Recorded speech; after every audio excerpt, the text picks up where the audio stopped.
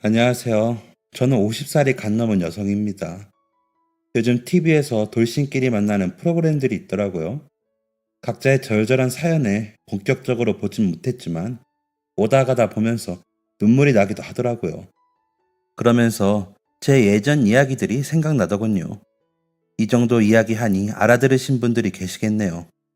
저를 흔히들 말하는 과거가 있는 여자였습니다. 그 과거에 저는 얽매여 삶을 포기하고 싶기도 했었습니다. 모두가 저에게 손가락질을 하는 것 같았고 막막했습니다. 하지만 저를 지켜준 건 역시나 사람들이었습니다. 그 사람들이 있었기에 지금의 제가 있을 수 있겠죠. 그 마음을 갚기 위해 열심히 산다고 살았지만 아직도 부족한 것 같아 더 분발하려고 합니다. 그러고 나면 시간이 더 지난 어느 때쯤에는 이제 그만 마음의 짐을 내려놓을 때가 되었다 알게 될까요? 도대체 이 여자가 어떤 사연이기에 이러나 싶으시죠? 지금부터 저의 이야기를 시작해 보겠습니다. 들으시고 잘 살았다고 칭찬 한 번만 부탁드립니다. 그 사람을 만난 건 20살 때였습니다. 고등학교 졸업하고 처음으로 가진 친구들 모임에서 서로 첫눈에 반해 정말 불같은 연애를 했습니다. 우리는 어렸고 두려울 것이 없었습니다. 게다가 그 남자는 저의 지역에서도 나름 잘 산다는 축에 끼는 집안이었는데 남자는 그 부분을 내세우며 내가 희명이 너 책임진다니까. 우리 엄마도 언제든지 며느리 볼 생각 있다고 하셨어. 라고 말하고는 했습니다. 그런 남자의 말에 저는 설렜습니다. 20살밖에 되지도 않았던 여자애가 왜 책임진다는 그 말에 설렜는지 지금도 이해가 되지 않지만 그냥 그 남자가 한 말이라 좋기도 했던 것 같습니다. 그 남자가 숨만 쉬어도 좋았으니까요. 같이 밥 먹을 때도 좋았고 차를 마실 때도 좋았습니다. 아침 일찍부터 만나 저녁 늦게 헤어지면서도 헤어지기 싫어 아쉬웠습니다. 주변 친구들은 둘이 뭐가 그리 좋냐며 핀잔을 주기도 했지만 그냥 그 남자와 함께하는 모든 것이 좋았습니다. 술을 마시지 않아도 술 마신 것 같았으니까요. 그러다 남자는 저를 정말로 자신의 어머니에게 소개를 시켰습니다. 홀어머니의 외아들이었음에도 저에게 거리낌 없이 대해주시는 어머니도 좋았습니다. 갈 때마다 맛있는 음식도 해주시고 가끔 용돈도 주시면서 우리 태영이랑 사이좋게 지내. 진짜 이대로 날 잡아도 좋고 아직 너무 어려서 희명이 부모님이 싫어하시려나? 내가 주책이지? 우리 태영이밖에 없으니까 내가 외로웠는데 희명이 같이 예쁜이가 놀러오니까 좋아서 그래 라고 하시기도 했습니다. 그러면서 저에게 예쁜이라고 부르시곤 하셨죠. 제가 잘 먹는 음식은 많이 하셔서 싸주시기도 하셨습니다. 그걸 본 엄마는 어머 감사해라. 음식 솜씨도 좋으시네. 라며 좋아하셨지만 이러다 우리 막내 일찍 시집가는 거 아니야? 엄마 그거는 싫은데. 라며 눈물을 글썽이시곤 하셨습니다. 그런 저와 엄마를 본 큰오빠는 고등학교 졸업한 지가 언젠데 벌써 시집이야기야. 정신 차려 이 기집애야. 학교나 잘 다닐 것이지 까불기는. 이라며 면박을 주곤 했습니다. 어릴 적부터 큰오빠는 제가 조금이라도 어긋나게 행동하면 엄청 엄하게 단속을 했던 터라 큰오빠의 그런 모습에 그저 입만 삐죽거릴 뿐이었습니다. 대학에 들어갈 때 과도 큰오빠가 정해줄 정도로 단속이 심했거든요. 무서울 때도 많았고 짜증날 때도 많았지만 나이 차이가 12살이나 났고 오빠는 그때 벌써 결혼을 한 상태였던지라 저에게는 엄청 어른처럼 느껴져 함부로 대들지도 못했습니다. 큰오빠 말고도 오빠가 둘이나 더 있지만 다른 오빠들은 저에게 관심도 크게 있지 않을 뿐더러 무섭게도 안 했기에 그저 큰 오빠만 잘 피해 다니면 될 일이기도 했습니다. 어차피 오빠는 분가해 가끔만 집에 오니까요. 그러지 않았으면 그 남자와 연애하는 일도 굉장히 어려웠을 겁니다. 나이가 많으신 부모님은 어릴 적부터 제가 뭘 하든지 다 좋다고 하셨던지라 제 연애에도 그저 여유 있게 바라보셨습니다. 그래서 저는 걱정이 없었던 것 같습니다. 한마디로 철이 없었던 거죠. 세상 무서운 줄 모르고 말이죠. 저희 집은 부유하진 않았지만 화목했고 오빠들이 셋이나 되다 보니 더 어리광쟁이로 자란 거였습니다. 하지만 저는 20살이 되었으니 어른이고 다 제가 결정할 수 있는 거라고 건방진 생각을 했습니다. 주변 어른들도 그 남자와 저의 만남을 지지해 주시니 거리낄 것이 없었습니다. 그래서인지 저희는 과감한 연애를 했습니다. 과감한 연애의 결실은 참으로 가혹한 줄도 모르고 그랬습니다. 2학기 중간고사를 끝내고 남자의 어머님이 그동안 고생했다며 밥 먹으러 오라고 하셨다는 말을 전하는 그 남자를 따라 남자의 집으로 갔습니다. 시험 공부하느라 서로 바빠 얼굴을 자주 보지 못했던 터라 둘만 있고 싶었지만 어머님의 성의를 무시할 수 없어 갔습니다. 그런데 그날따라 어지럼증도 심하고 속도 안 좋아 가면서도 태영아, 나 그동안 너무 힘들었나 봐. 유난히 힘들더라. 그래서 그런지 나 오늘 컨디션이 너무 안 좋아. 어머니한테 얘기 좀 잘해줘. 나 이상하게 보시면 어떻게 해? 라고 미리 말해야 할 정도였습니다. 그런 저에게 가서 밥만 먹고 내 방에서 좀 누워 자. 진짜 얼굴이 너무 안 좋다. 엄마가 너 보고 보약 지어주시겠다고 하겠는데? 라며 안심을 시켜주었습니다.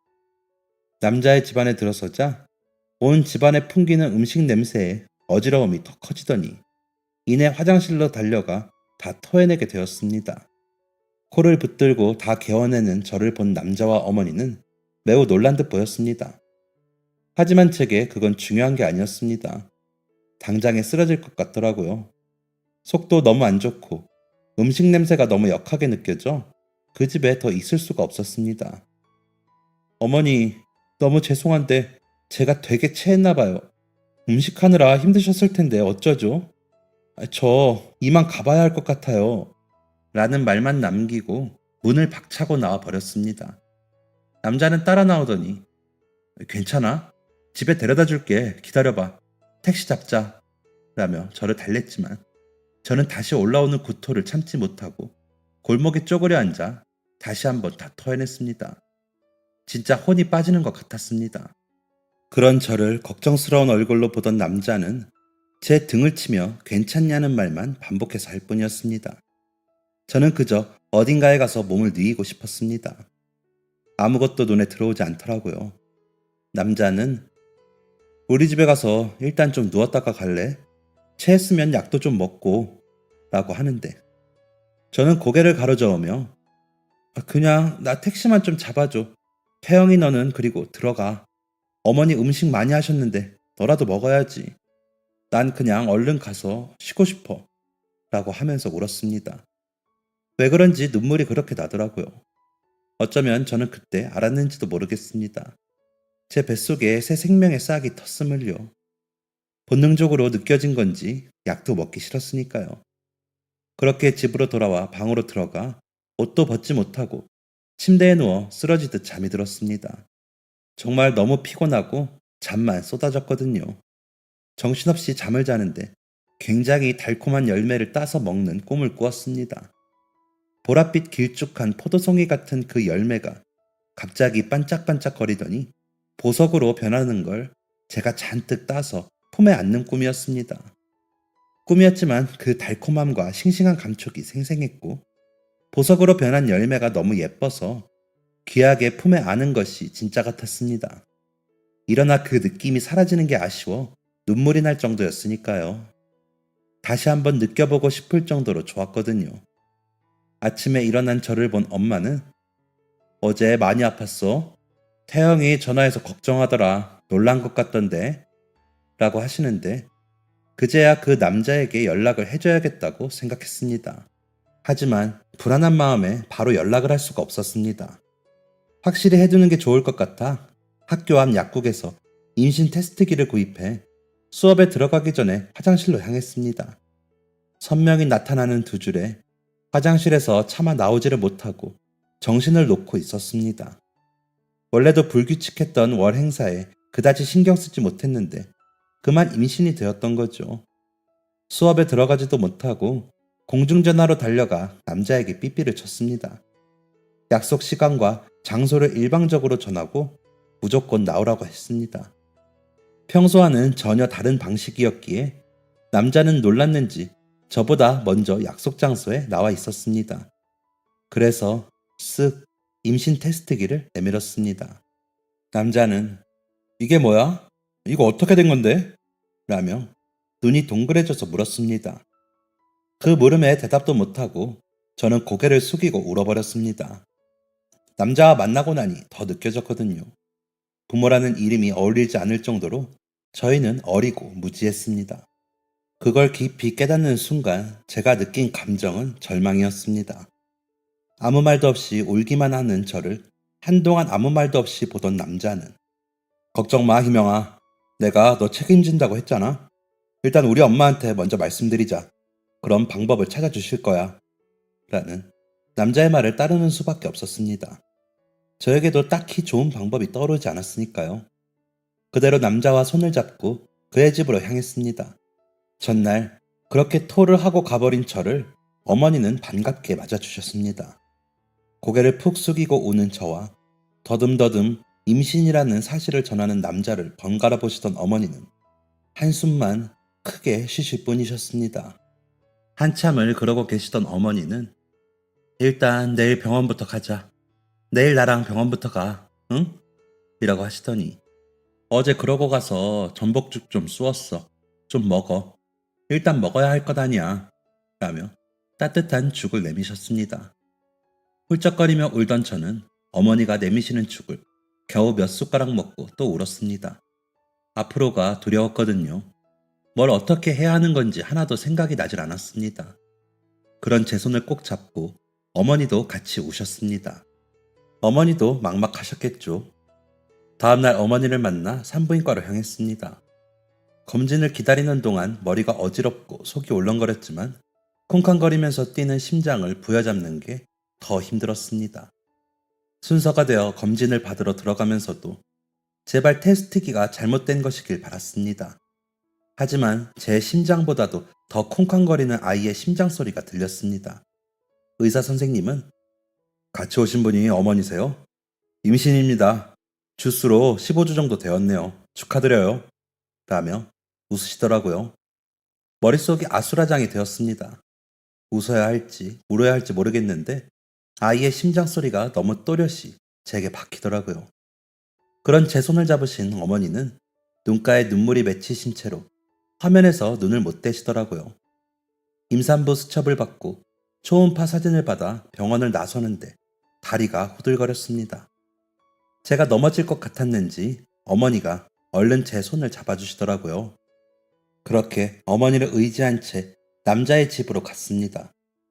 집에서 기다리고 있던 남자는 저와 어머니를 보자 달려와 뭐래? 병원에서 뭐래?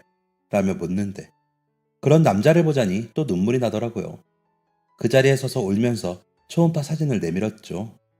남자는 어디가 아기인 거야? 라며 한참을 보더니 희명아, 어쨌든 우리 사랑의 결실이잖아. 조금 빨리 찾아오긴 했지만 우리 이 아이 낳아서 키우자.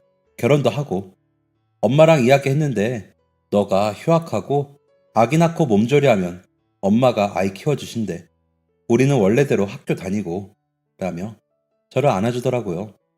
엉엉 울어 머리가 울려 아프면서도 남자가 하는 말에 안심이 됐습니다. 아이를 낳아 기를 수 있는 방법이 있다는 말에 마음이 놓였는지도 모르겠습니다. 그래서 고개를 끄덕이며 울었습니다. 그런 저희를 본 어머니는 그래, 내가 할머니니까 해야지. 어쩌겠니? 일단 부모님께 말씀드리고 한번 뵙자고 해. 라고 하시더라고요. 그렇게 집에 들어갔는데 큰오빠가 집에 와 있더라고요. 대뜸 저를 보더니 너 일찍 안 다닐래? 언제까지 그렇게 철이 없을래? 세상 무서운 줄 모르고 라고 인상을 쓰더라고요. 그런 오빠가 무서워 방으로 도망가면서 내가 애인가? 오빠는 괜히 라며 말대꾸를 하고는 문을 닫았습니다. 남자와 어머니에게는 집에 말하기로 약속하고 왔는데 큰오빠 때문에 도저히 그날 말을 못하겠더라고요. 그렇게 눈치만 보다 시간은 흘렀습니다. 점점 살이 찌고 배가 나오는데 그걸 감추고 학교 생활을 하자니 힘들긴 했지만 아이가 있다는 생각에 버틸 수 있었습니다. 어떤 아이일까 생각하면 웃음이 났습니다. 남자는 그런 제 마음을 헤아리기라도 하는 듯이 저를 위해 배려하느라 바빴습니다. 부모님께 임신 사실을 말하지 못하는 저를 좀 답답해하긴 했지만 기다릴 수 있다며 말해주곤 했죠. 병원에서는 24주가 넘자 이리저리 검사할 게 많다며 다음 검진 때도 아빠랑 꼭 같이 오라고 당부하셨습니다. 검진을 받고 나오며 이제는 정말 부모님께 말해야 한다고 다짐을 하고는 집으로 돌아왔습니다. 일부러 묶어놓았던 복대도 하지 않고 집으로 들어갔습니다. TV를 보시던 엄마와 아빠는 저를 보시더니 눈이 동그래지시더니 너 배가 왜? 라며 물으시더라고요. 아무 대답도 못하고 울면서 서 있는 저를 거실에 앉히시더니 너 설마? 라며 채근하셨습니다. 산모 수첩을 꺼내는 저를 보신 엄마는 이놈의 계집애가 정말? 이라며 제 어깨를 마구 때리셨습니다. 저는 배를 감싸 안고 울기만 했죠. 아빠는 한참을 망연자실해 계시더니 그놈한테 연락해서 오라고 해. 뭐라고 하는지 드러나 보자. 라고 하시더니 방으로 들어가셨습니다. 엄마는 태영이 집에서도 아니? 도대체 이렇게 될 때까지 왜 말을 안 했어? 너 이러고 학교를 다닌 거야? 라며 물으시기에 이번 학기 끝내고 휴학할 거야. 아이 낳으면 어머니가 키워주신댔어. 라며 울었습니다. 그러자 아이고 퍽도 너 나이가 몇 살인데 애를 낳아 이 등신아 라며 가슴을 치시더라고요. 엄마의 그런 반응을 예상하긴 했지만 그래도 서운했습니다. 왜 남자의 어머니처럼 우리 둘 사이의 결실인 이 아이를 받아들여주지 않는지 원망스럽기도 했고요. 어떻게든 아이를 지켜야 한다는 생각에 배를 감싸 안고 엄마로부터 지키려고 애를 썼습니다. 오빠들은 다행인지 늦게 들어와 그 난리를 보진 못했습니다. 그렇게 한바탕 난리가 난 집은 밤이 늦어져서야 잠잠해졌습니다. 일단 집에 말씀은 드렸지만 이제 남자가 집으로 찾아오고 부모님들을 만나게 하는 순서가 남았었습니다. 이렇게 시집을 가게 되는 게 부모님께 죄송했지만 사랑의 책임이라 생각했습니다. 이런 방법이 최선이라고 생각했습니다. 다음날 아침 남자에게 전화를 걸었지만 받지 않더군요. 남자 방에 전화가 따로 놓여 있어 그 시간에는 전화를 받는데 받지 않더라고요. 부모님께 인사를 시켜야 했으므로 마음이 급해 어머님이 계시는 거실 전화로도 전화를 해봤지만 전화를 받지 않았습니다.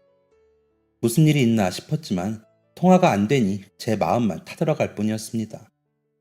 일단 학교에 가서 휴학계를 내기로 한 날이라 학교를 향했습니다. 휴학계를 내고 학교 공중전화에서 남자에게 다시 전화를 해봤지만 받지 않았습니다.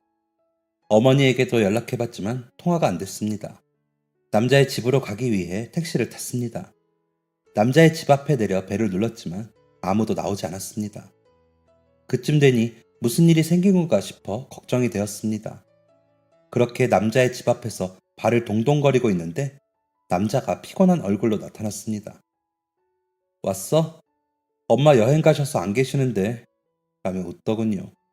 그래서 어디 갔다가 와? 연락이 안 돼서 놀랐잖아 라며 인상을 썼더니 친구들하고 술 좀 마셨어. 요즘 일이 많았잖아. 스트레스 좀 풀려고 라며 답하더군요. 그 말을 듣는 순간 너무 섭섭했습니다. 우리 집은 난리가 났고 우리 부모님은 잠도 못 주무시고 나는 휴학계를 내고 왔는데 책임지겠다던 사람들은 술을 마시고 여행을 가다니요. 집에 이야기했어. 아빠가 와서 이야기하라셔.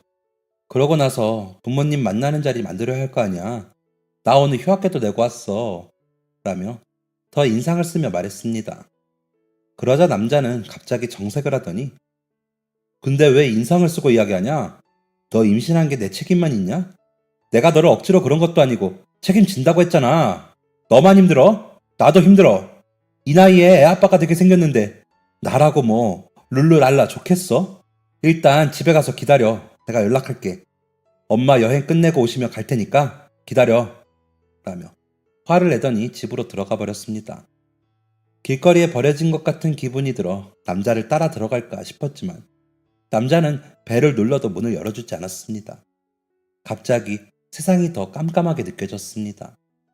남자의 태도가 그동안과 너무나 달라졌기에 불안하고 무서워졌습니다. 그리고 한 달 동안 남자는 연락이 힘들었습니다. 겨우 통화가 되어 검진받으러 병원 앞으로 오기로 약속을 했음에도 나타나지 않았습니다. 어머니도 내가 요즘 큰일 앞두고 정신이 없네.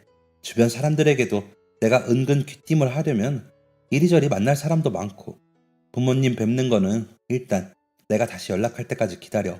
응? 이라며 황급히 전화를 끊기 일쑤였습니다. 배는 점점 불러오고 남자는 나타나지 않자 저희 집에서는 더 난리가 났습니다.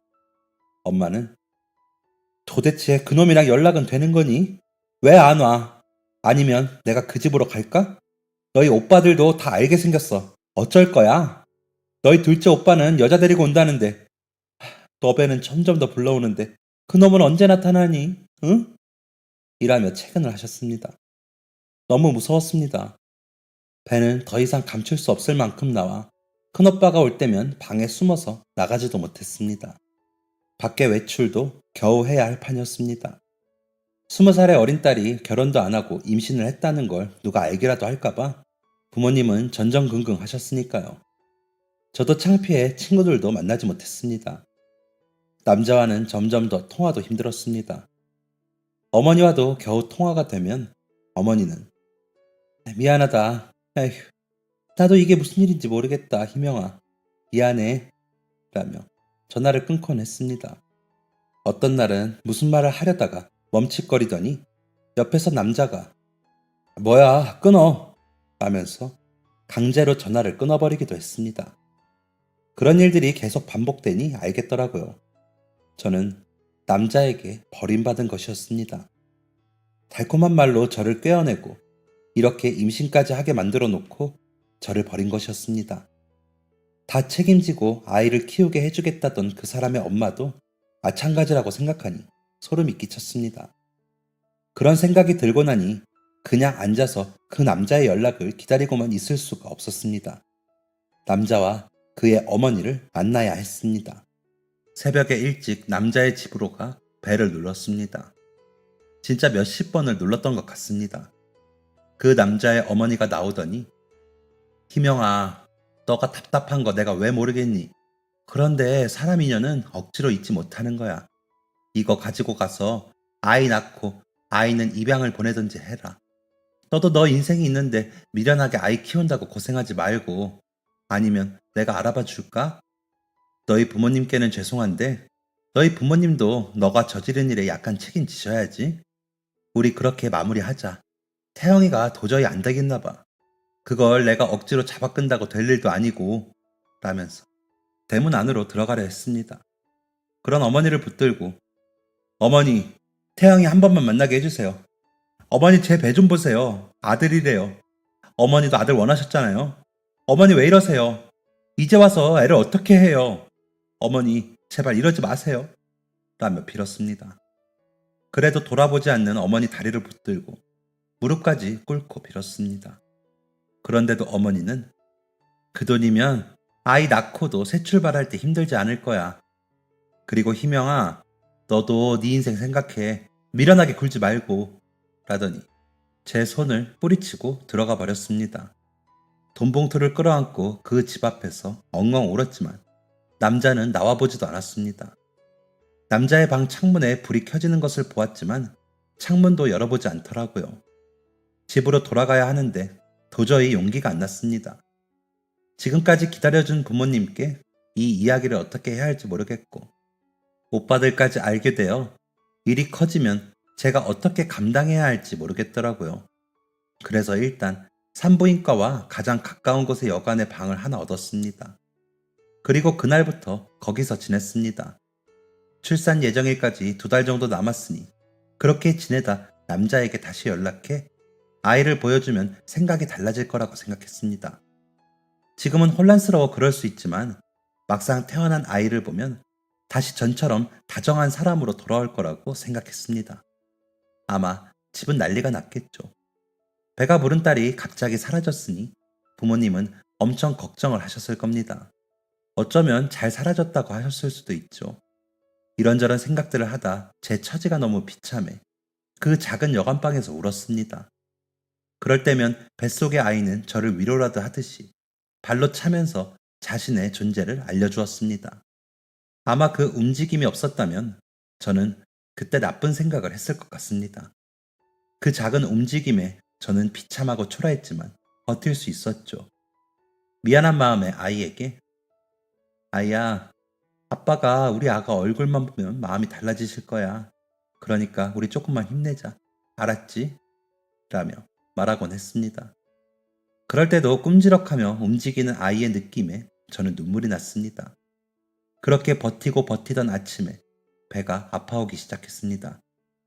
처음에는 화장실이 가고 싶은 줄 알고 화장실에 가봤지만 확연히 다른 통증이더라고요. 병원에서 알려준 대로 아픈 간격을 재보았더니 3분 정도 간격으로 진통이 오더라고요. 병원에 연락을 하고 싸놓았던 가방을 챙겨 여관 주인에게 택시 좀 잡아달라 부탁을 하고 계단을 내려갔습니다. 겨우 1층에 도착해 택시가 오기를 기다리는데 무언가 주르륵 흐르는 게 느껴졌습니다. 그러더니 견딜 수 없을 만큼 고통스러운 진통이 오더라고요. 택시가 도착했고 겨우 정신을 붙들고 병원 이름을 말씀드렸습니다. 다행히도 아기 엄마 조금만 참아요. 내가 얼른 가볼게. 라며 위로해주시는 기사님을 만나 병원에는 무사히 도착할 수 있었습니다. 세차비까지 드리겠다는 저의 말에 건강히 아이 낳으면 그걸로 됐습니다. 라며 저를 부축해 병원 입구까지 데려다 주시는 기사님의 다정한 말에 저는 코끝이 찡했습니다. 낯선 사람들도 아이를 위해 애써주시는데 애 아빠라는 사람은 어디서 뭘 하고 있는 건지 싶어 속상하더라고요. 그렇게 도착한 병원에서 저는 응급으로 분만실에 들어가 진통을 시작했습니다.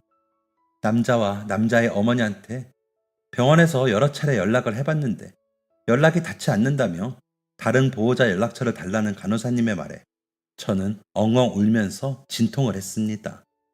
그때 무슨 생각이었는지 큰오빠의 연락처를 알려주었습니다. 그냥 부모님께 연락하면 쓰러지실 것 같아 막연히 큰오빠를 생각했던 것 같습니다. 오빠는 저를 크게 혼내긴 해도 쓰러지진 않을 테니까요. 병원에서 연락이 닿았는지 오빠분 오신대요. 산모님 조금만 힘내세요. 라며 제 손을 잡아주시는 의사 선생님의 손길에 저는 다시 눈물이 났습니다. 하지만 아이를 위해 울고만 있을 수는 없었습니다. 정말 생과 사를 넘나드는 기분으로 진통을 했습니다. 너무 괴로웠지만 아이의 머리가 보인다는 그 말에 저는 기뻤습니다. 아이가 태어나면 다 해결될 것이라고 생각했으니까요.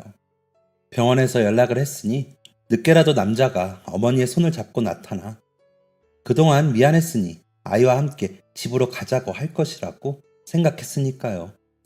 그러면 그때는 단숨에 알았다고 하지 말고 조금은 잰 후에 허락하겠다는 생각도 했던 것 같습니다. 그러다 일순간 세상의 모든 것이 정지했다는 생각이 들 만큼 아프더니 응애 하는 울음소리가 들렸습니다. 품에 안겨오는 아이를 보니 고통이 하나도 괴롭지 않았습니다.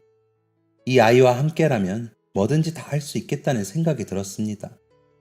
젖을 물려보라며 간호사가 젖을 물리자 제대로 빨지도 못하면서 쪽쪽거리는 아이의 그 입이 너무 예뻤습니다.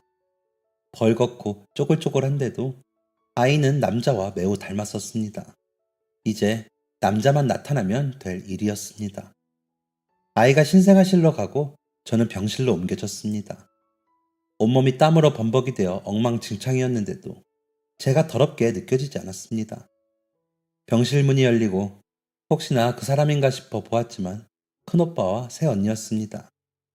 잔뜩 인상을 쓰고 있는 오빠를 보자니 기가 죽어 놀라고 있는데 새언니가 아가씨 고생했어요. 아이가 너무 예뻐요. 신생아실에서 제일 잘생겼어요. 라며 제 손을 잡아주었습니다. 아무 말도 못하고 있는데 오빠가 그놈은 연락 안 돼? 라고 묻는데 저는 눈물만 흘릴 뿐이었습니다. 그러자 새언니가 아우 당신은 지금 왜 그런 소리를 해요? 아가씨 울지 마요. 눈 나빠져요. 몸조리가 얼마나 중요한데요. 라며 저를 달랬습니다. 퇴원을 하는데도 남자와 그의 어머니는 나타나지 않았습니다. 큰오빠 내외는 저를 데리고 본인들 집으로 가더군요. 새언니는 아이들은 저희 친정으로 보냈어요. 아이들 한 달은 거기서 지낼 거예요. 라면서 저를 방으로 안내해 주었습니다. 그렇게 저는 오빠네 집에서 몸조리를 했습니다. 그렇게 한 달이 지나고 저는 남자의 방으로 전화를 했습니다. 정말 마지막이라는 심정으로 걸었죠. 한참이 울리고 전화를 받은 남자의 목소리에 나야 라고 했더니 남자는 아무 말도 없었습니다. 나 아기 낳았어. 아들이야. 언제 보러 올래? 라고 물었더니 내가? 우리 엄마랑 이야기 다 된 거 아니었어? 아이 보육원이나 입양기관에 갈 때나 연락해. 그땐 나도 같이 가줄게. 그런데 뭐 아이를 키우자거나 이런 거면 연락하지 마. 너 돈도 받았다며. 돈 더 줘? 라고 말하는 남자에게 저는 뭐라고 해야 할지 모르겠더군요. 아이가 자고 있어 소리도 못 지르겠고요. 황당함과 서러움에 눈물만 흘렸습니다. 제가 훌쩍이자 남자는 야, 그만 울어. 생각해보고 입양 보낼 거면 엄마한테 연락해. 너도 이제 그만 정신 차려. 라며 전화를 끊었습니다. 아이만 태어나면 다 해결될 거라고 생각했던 저는 망치로 머리를 세게 맞은 것 같았습니다. 아이와 저는 그대로 버림받은 것이었습니다. 그런 아이를 남자의 말처럼 버릴 수도 없었습니다. 아이에게 그것만은 절대 할 수가 없었습니다. 전화를 끊고 아이를 안고 울고 있는데 새언니가 방으로 들어오더니 아가씨 밥 먹어요 얼른 이라며 저를 끌고 나갔습니다.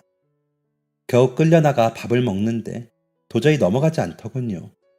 그래서 깨작거리자 아가씨 이러면 어떻게 아이를 지키겠어요.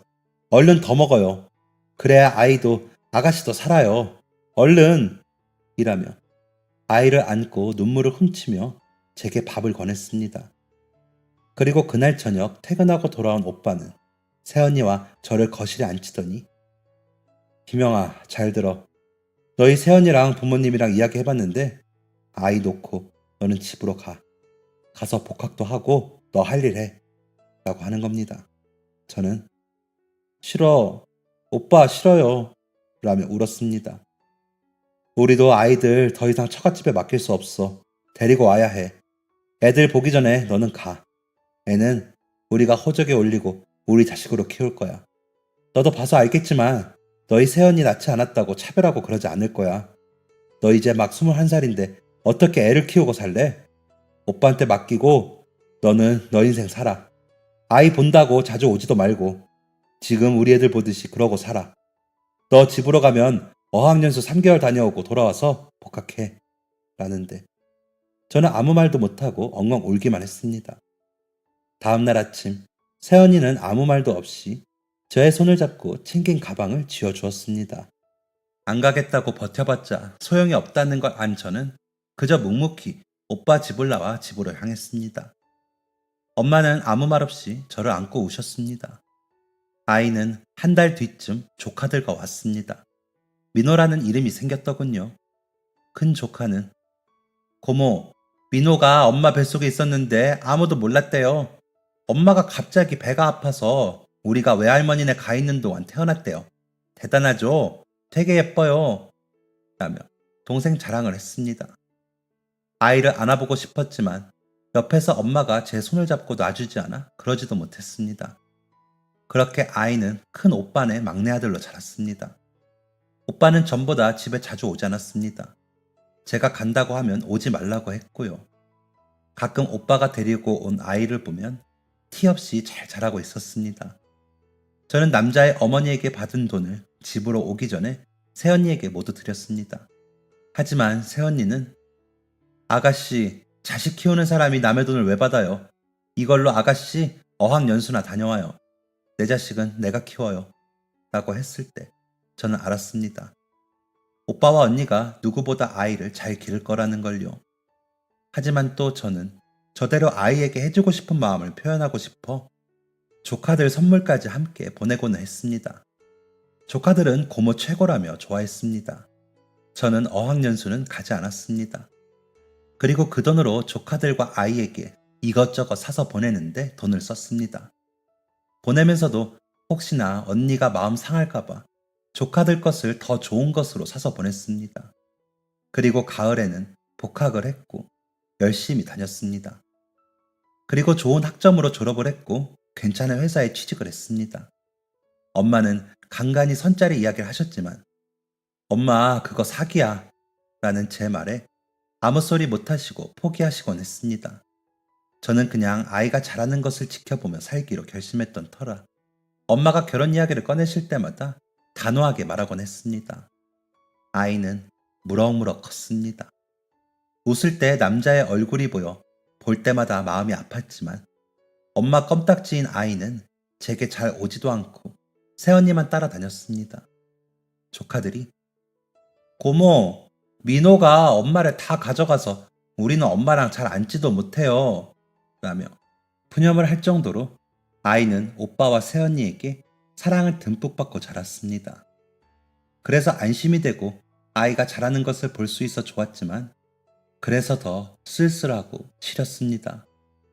한 번이라도 아이에게 엄마 소리를 듣고 싶었고 한 번이라도 제 품에 꼭 안고 잠이 들고 싶었거든요. 하지만 제 아이임에도 모두의 눈치를 보느라 안아주지도 이름을 잘 부르지도 못했습니다. 아이에게는 그저 선물 잘 사주고 용돈 잘 주는 고모일 뿐이었죠. 그것만으로도 저는 만족하며 그저 아이를 바라보았습니다. 주변에서는 그런 저의 사정을 모르니 수녀가 될 거냐, 눈이 높냐, 골드 미스다 라며 그저 일밖에 모르는 여자로 여겼습니다. 30대 후반이 되어서는 그런 시선들이 더 심해졌죠. 아이가 고등학생이 되고 저는 아이 학원비라도 보태고 싶어 오빠에게 말을 꺼냈다가 내 새끼 내 형편대로 키운다. 너는 그저 좋은 고모 노릇이나 해. 오지랖 부리지 말고 라며 혼만났습니다. 둘째 오빠와 셋째 오빠네 조카들에게도 다 해준다고 했는데도 큰오빠는 그럼 걔들이나 해줘. 우리 애들은 내가 알아서 해 라며 딱 잘라 말았는데 너무 섭섭했습니다. 아이에게 아무것도 못하게 하는 그 마음을 헤아릴 수는 있지만 그래도 너무 야박하게 구니까요. 오빠에게 그렇게 거절을 당하고 속상한 마음에 집 앞에 있는 작은 호프집에 가 안주도 없이 소주를 마시고 있는데 누군가 아는 척을 하더라고요. 돌아보니 일 때문에 만난 협력사 과장님이었습니다. 아, 희명 팀장님, 집이 이 근처세요? 이렇게 뵈니까 또 반갑네요. 라는데 대충 인사를 하고 혼자 시간을 보내려는데 혼자 드시게요? 저도 혼자 왔는데 같이 드실래요? 라며 말을 더 이어가더군요. 그래서 혼자 좀 생각할 게 있어서요. 죄송합니다. 불편하시면 제가 자리를 피해드릴까요? 라고 말을 하자 그쪽에서 아, 네, 죄송합니다. 제가 눈치가 없었네요. 라더니 계산을 하고 나가더라고요. 그래서 마저 마시던 소주를 마시고 계산을 하려는데 아까 인사하신 손님이 계산 다 하셨어요. 라고 하기에 놀라 따라 나와보니 안 계시더라고요. 그러다 일하면서 만나게 돼 술값 이야기를 했더니 아유, 저희 잘 봐달라고 로비한 겁니다. 라며 웃고 마시더라고요. 근데 그 서글서글함이 편하게 다가왔습니다. 몇 년 전 교통사고로 사별하신 분이라 너무 안타깝다는 다른 직원들의 이야기를 들은 후라 그런지 마음이 쓰이더라고요. 그래서 술값을 갚겠다고 했습니다. 그날 이후 우리는 종종 소주 한잔하는 사이가 되었습니다. 처음엔 일 이야기만 나누었는데 점점 속의 이야기도 나누게 되더군요. 과장님은 아직도 아침에 일어나면 인기척이 없는 게 이상해요. 그 사람이 참 부지런해서 아침 준비를 열심히 해줬었거든요. 저녁도 마찬가지고요. 그렇게 지낸 게 1년도 채 되지 않는데도 아직도 그래요. 그래서 일부러 나와서 술을 마셔요. 집에 있는 게 너무 허전해서요. 라며 쓸쓸히 웃었는데 그 모습이 참 마음 아팠습니다. 그래서 다른 이야기를 해볼까 하다가 제 이야기를 시작했습니다. 한참을 아무 말도 없이 제 이야기만 듣던 과장님은 그래도 팀장님은 아이도 있고 잘하는 걸 볼 수 있었잖아요. 부럽네요. 저는 아이 얼굴도 못 봤어요. 심장 소리만 겨우 들었거든요. 라더니 고개를 숙이고 울기 시작했습니다. 그러더니 팀장님, 우리 서로 비밀 하나씩 안 거예요. 아무한테도 말하지 않기로 약속해요. 라면서 새끼손가락을 내밀더라고요. 얼결에 그 손가락에 제 손가락을 걸었습니다. 그리고 저는 과장님과 만남을 시작했습니다. 누가 먼저 사귀자고 하진 않았지만 보통의 연인들의 데이트를 하고 있더라고요. 과장님은 배려가 많은 사람이었습니다. 다정하고 제 입장을 잘 헤아려주는 모습이 보였습니다. 이 사람이라면 결혼을 해도 나쁘지 않겠다는 생각을 하게 되었습니다. 과장님도 제 생각과 같았는지, 나 이사를 좀 하려고 해요. 그런데 그 사람 짐은 버리지를 못할 것 같아요. 잘 싸서 보관만 해도 괜찮을까요? 라고 묻는데, 네, 저는 아이가 지척에 있는데 짐 정도는 싸서 들 수도 있죠. 라고 대답했습니다. 그랬더니, 그 집에서 같이 사는 거는요? 라고 묻기에, 네, 그래요, 그럼. 이라고 답해버렸습니다. 그렇게 과장님과 결혼을 약속한 저는 부모님께 좋은 소식을 전할 생각에 다소 들떠서 집으로 향했습니다. 집에 도착해보니 큰오빠가 혼자 집에 와 있더군요. 무슨 일인가 싶어. 오빠 무슨 일이에요? 라고 물으니 엄마가 태영이가 죽었다고 연락이 왔어. 라고 하시는 겁니다. 그 사람이 왜 죽어? 엄마는 그걸 어떻게 알았어? 오빠! 라고 묻자 오빠는 천천히 입을 열었습니다. 너가 갑자기 사라지고 태영이한테 연락이 왔어. 어머니랑 내가 나갔지. 그 집 엄마랑 둘이 무릎 꿇고 빌더라. 제발 아이만 지켜달라고. 뭐든지 다 할 테니 아이만 지켜달라고. 무슨 소리냐고. 희명이 인생 다 망쳐놓고 이게 무슨 소리냐고. 그 녀석 멱살을 잡았다. 그런데 나풀거린다는 말이 맞을 정도로 가뿐하게 들리더라. 이상해서 보니 사람이 병색이 완연해. 아프냐고 물어보니 암이래. 오래 못 살 것 같다고. 너 새 출발하게 하려면 그 방법밖에 없다면서 사정사정을 하더라. 지금은 자신들이 준 돈으로 어디서 지낼 것 같은데 아이 낳으려면 연락 올 테니까 제발 부탁한다면서 말이야. 안 그러면 보육원에 줬다고 하고 자신들한테 아이 보내달라고. 그러는데 태영이가 희명이 애 없으면 못 살 거라고 제발 아이는 보고 살 수 있게 해달라면서 사정을 하더라. 그래서 약속을 했다. 태영이는 그렇게 십몇 년을 투병을 했어. 그러다 아까 저녁에 그만 떠났다고 연락이 왔어. 라며 담담히 말하더군요. 믿을 수가 없었습니다.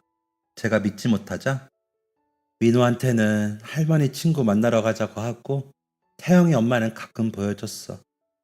민호가 워낙 착해서 부침성 있게 잘하니까 얼마나 좋아하던지. 앞으로도 그렇게 보여주기로 했다. 애가 다 알면 얼마나 혼란스럽겠니? 너도 지금처럼 그냥 지내. 그래도 장례식에는 다녀오라고 이야기한 거야. 민호는 지네 형들이랑 너희 오빠가 내일 데리고 다녀올 거래. 아빠 친구다 하면서 너는 오늘 밤에라도 좀 다녀와. 라며 엄마가 말씀을 하시는데도 저는 믿을 수가 없었습니다. 엄마가 말한 장례식장으로 향하면서도 믿을 수가 없었습니다. 장례식장에 도착해 진태형이라는 이름이 적힌 편말을 보면서도 믿을 수가 없었습니다. 신발을 벗고 그 사람 영정 사진을 보고 어머니를 보면서 안기는데도 믿을 수가 없었습니다. 그 오랜 시간 혼자 아파하며 저에게는 나쁜 사람을 자초하다가 이렇게 떠난 게 그 사람이라는 사실을 믿고 싶지 않았습니다. 그런 줄도 모르고 제일 아픈 줄 알았던 제가 너무 바보 같았습니다. 저는 아이를 보면서 살았는데 그 사람은 그러지 못했으니까요. 아이가 태어나면서 어떻게 해주자던 그 사람의 말들이 떠올랐습니다. 놀이동산도 자주 가주고 싶다고 했었고 텐트 가지고 무작정 여행도 가고 싶다고 했었고 아이가 맞고 오면 다 무찔러 주겠다고 말하며 천진하게 웃던 그 사람의 모습이 떠올라 너무 괴로웠습니다. 어머니는 많이 늙고 수척해지셔서 처음엔 몰라볼 정도였습니다. 마르고 거칠어진 손으로 제 손을 잡으면서 희명아, 태영이가 많이 미안해했어. 너한테 너무 못되게 이야기해서 미안하다고. 나도 미안하다. 진심이 아니었어도 많이 아프게 해서 미안해. 라며 우셨습니다. 벌써 십수년이 지나 아이가 고등학생이 되었는데도 마치 어제 일인 것처럼 느껴지는 그 일이 거짓이라는 걸 이제야 알아서 속상했습니다. 그저 어안이 벙벙할 뿐이었죠. 그렇게 장례식장을 3일 동안 지켰습니다. 그래야 할 것 같아서요. 오빠는 아이들을 데리고 와서 인사를 하고는 갔습니다. 민호는 그런 자리가 어색하고 이상했는지 두리번거리다 갔습니다. 아이가 가고 나서 어머님은 아이가 참 착하게 잘 자랐더라. 희명이 가족분들이 너무 고생하셨지. 미안하다. 우리가 너무 미안해. 라며 그 사람이 저에게 모질게 하던 그 첫 번째 날에 대해 이야기를 꺼내셨습니다. 그때 있잖아. 너가 부모님께 이야기하고 온 날, 그 전날 저녁에 우리가 응급실에 갔다 왔어. 태영이가 쓰러졌거든. 아무래도 암인 것 같다며 검사하고 가라고 해서 검사를 하고 집으로 오는데 너가 보이더라. 문을 두드리는 널 보더니 태영이가 후다닥 나를 골목에 숨기더니 나오지 말라고 하더라. 그러더니 가서 너한테 막 뭐라고 해. 그러더니 너가 울면서 집으로 가는데 나를 다시 데리러 나와서는 태영이가 막 울면서 엄마, 희명이 너무 불쌍해. 어떻게 해? 그러더라고. 그러더니 엄마, 행여나 희명이 붙을 생각 하지 마. 나 진짜 암이면 그냥 보내주자 라는데 그 말이 맞지 뭐니. 그래서 그날부터 우리가 나쁜 사람들 되자고 그런 거야. 우리 원망 많이 했지? 혼자 애 낳느라 고생했다. 라고 하고는 우시더라고요. 아마도 그 사람이면 그랬을 것 같더라고요. 그 사람을 원망했던 만큼 미안한 마음에 저도 흑흑거리며 울었습니다. 20살의 제 상처는 그렇게 그 사람과 함께 눈물로 떠나보냈습니다. 그렇게 장례가 끝나고 과장님께 다 말을 했더니 나쁜 사람이 아니어서 너무 다행이네요. 마음 아픈 일이지만 팀장님이 좋은 사람과 인연이었다고 생각하니 다행인 것 같아요. 그래서 민호도 착한가 봐요. 라며 저를 달래주었습니다. 그러더니 과장님은 제게 청혼을 했고 저는 받아들였습니다. 그리고 얼마 뒤 어머니가 병원에 입원하셨다는 소식에 같이 다녀오기도 했습니다. 어머님이 돌아가셨을 때도 같이 가서 장례를 치르는데 돕기도 했고요. 어머님은 모든 재산을 민호와 제 앞으로 남기셨습니다. 아이가 아직 학생일 때라 그 돈은 당분간 건드리지 말자고 오빠가 그러셔서 그러기로 했죠. 그러다 아이가 대학에 합격했다는 소식을 듣고 남편이 그러더군요. 저기 여보, 이제라도 민호를 데려오는 건 어때요? 라고요. 무슨 소리인가 싶어 선뜻 대답도 못하고 있는데 형님께 그동안 고생하셨다고 상속받은 돈은 다 드리고 아이는 이제라도 우리가 데리고 와서 부모 노릇 해봐요. 아이에게 친아버지 이야기도 해주고 우리 그렇게라도 엄마 아빠 소리 들어봅시다. 물론 민호 생각이 제일 중요한데 당신 엄마 소리 듣고 싶잖아 라고 하더군요.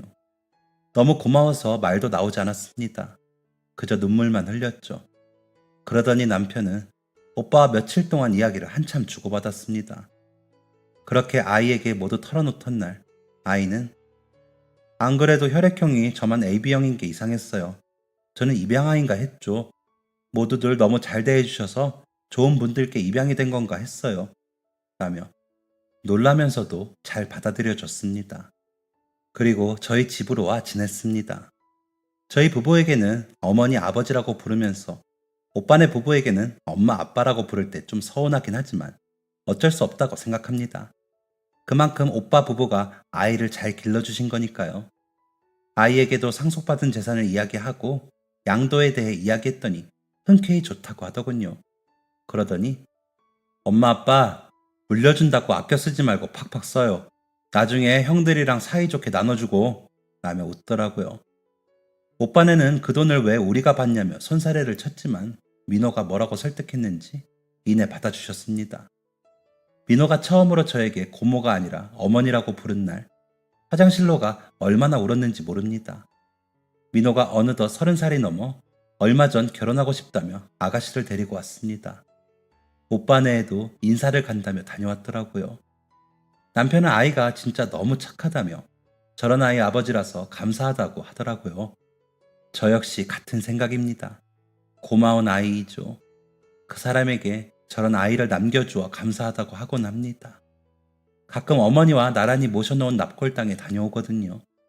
제가 남편의 전처 제사를 지내주니 본인도 그렇게 하자고 하지만 제가 그렇게는 못하겠더라고요.